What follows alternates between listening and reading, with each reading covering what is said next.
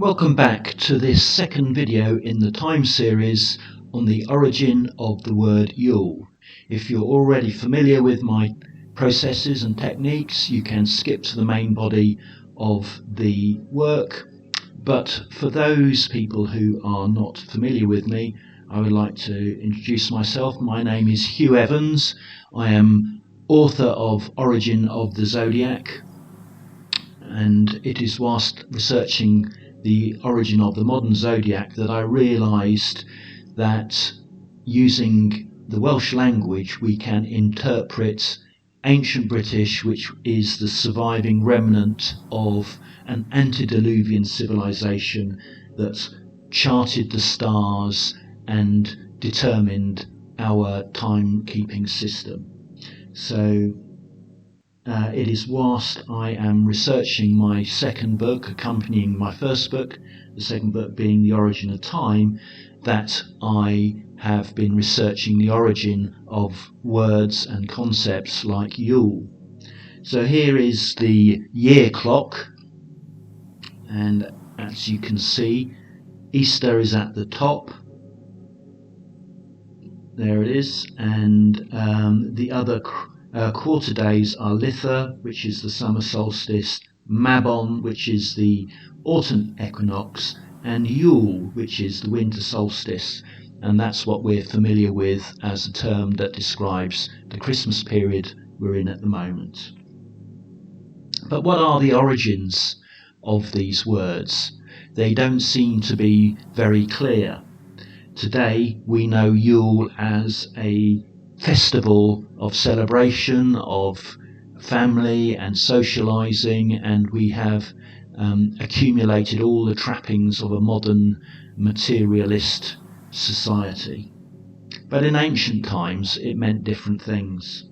If we look at Wikipedia, Yule is supposed to be derived from a Germanic festival, and it is connected to the wild hunt and the god Odin, and there are various other names for Yule in different Norse languages, Yule, Yolnir, and it is thought to be derived from a Proto-Germanic source, but Wiki do eventually admit that the etymological pedigree, which means the origin of the word, remains uncertain. So let's look at the year clock again. Maybe there is an antediluvian civilization that linked all of these dates together with one system which perfectly described what they were in relation to each other. So let's have a look. Easter is the spring equinox, 21st of March. Litha, the midsummer solstice, 21st of June. Mabon, the autumn equinox, 21st September. And Yule is the midwinter solstice, 21st of December. The origins of these words are given as attributed to Bede, circa 725 of the current era, in his book The Reckoning of Time.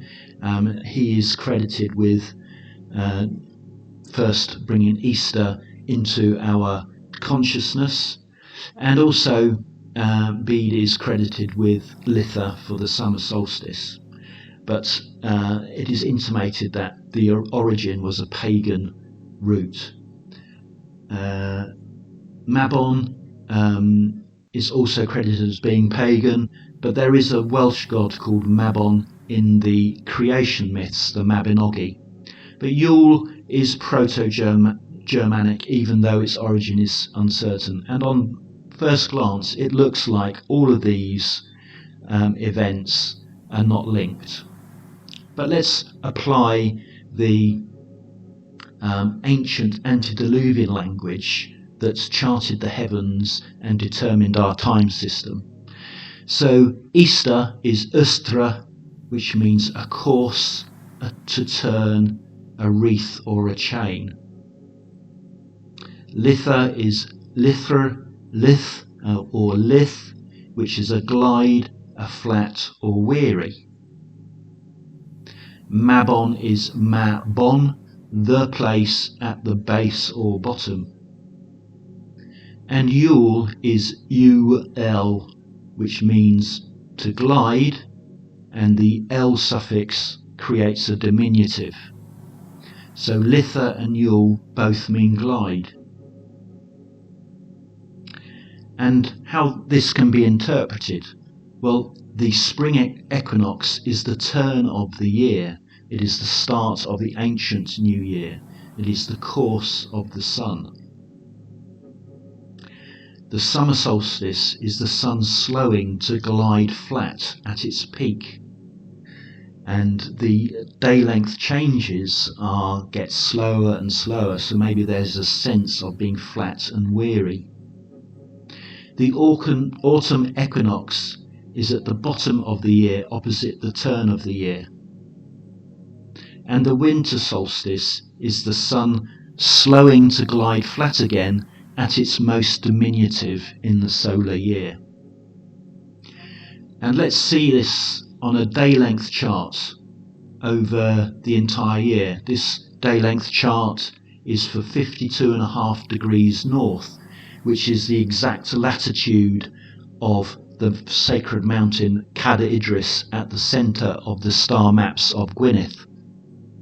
And the reason why this is an important latitude is because in the book of Enoch it tells us that the month of the solstice has days twice as long as the nights, and the month of the winter solstice has days half as long as the nights. And it's written in the book of Enoch as the position where Enoch charted the heavens. So let's come back to our year clock again, and as you can see, the quarter days, Easter, Litha, Mabon and Yule, perfectly describe the phases of the sun across the year in one language, in an ancient language that was inherited into our modern languages and has been adopted into different cultures and religions as their own. At the moment, I'm just about to publish my second book, The Origin of Numbers. It is available, will be available at The Origin of the Zodiac in the next couple of weeks. If you want to join the email group, there will be an early bird discount. In this book, I also describe the origin of all our numbers, of our vowels, of our shapes. They were all created by an antediluvian civilization that mapped the heavens and determined our time measuring system. So I hope you enjoyed this video. Please subscribe, ring the bell, because we are looking at lots of great subjects. Please like and share. I'd like to ask you all to help preserve this history, which up until now has been lost and been incorporated into other mythology, with the original origin having been mislaid. So thank you for listening, and I'll see you all again next time. Happy Christmas.